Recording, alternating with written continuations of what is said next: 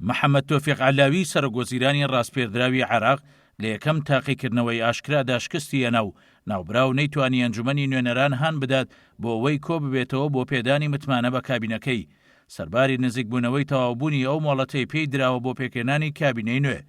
کابینەکەی محەممەد تۆفیق عەلاوی چۆتە بازنەی مەترسیەوە و هەڕەشەی شکستێنانی لێکرێت تەنانەت پێش ئەوەی ئەو کابینەیە ڕووناکی ببینێ.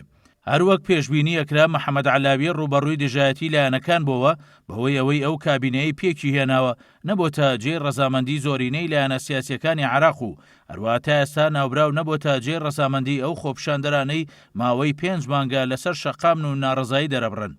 دەرکەوت زۆرینەی لایەنە سیاسیەکانی عێراق لە دژی محەممەد عەلاوی وەستانەوە و ئەو لایەنانەی پشتیوانی ناوبراوەکەن و دەیانەوێت متمانە بە حکوومەتەکەی بدرێ تەنیا بریتە لە موقتەدا سەدر و پەرلەمانتارانی هاوپەیمانی سائیرون.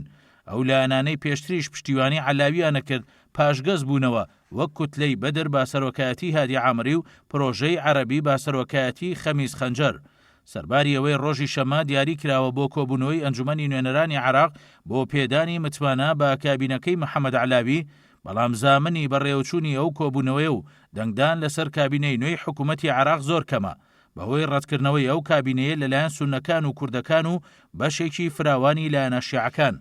بەشێک لە پەرلەمانتارانی عێراق ئاماژە بەواکەن مەسەلەکە دەرچووە لە تەواوکردنی ڕێژەی یاسایی کۆبوونەوەی پەرلەمان بۆ دەنگدان بە کابینەکەی عەلاوی. شکستێنانی ئەرکەکەی عەلاوی دەرکەوت و پێچێ نووسرا و ئاڕاستەی سەرۆکۆمار بکرێ بۆ جێبەجێکردنی مادەی 76 دەستور و ڕاستپاردنی کەسایەتیەکی نوێ بۆ پێکەنانی حکوومەت.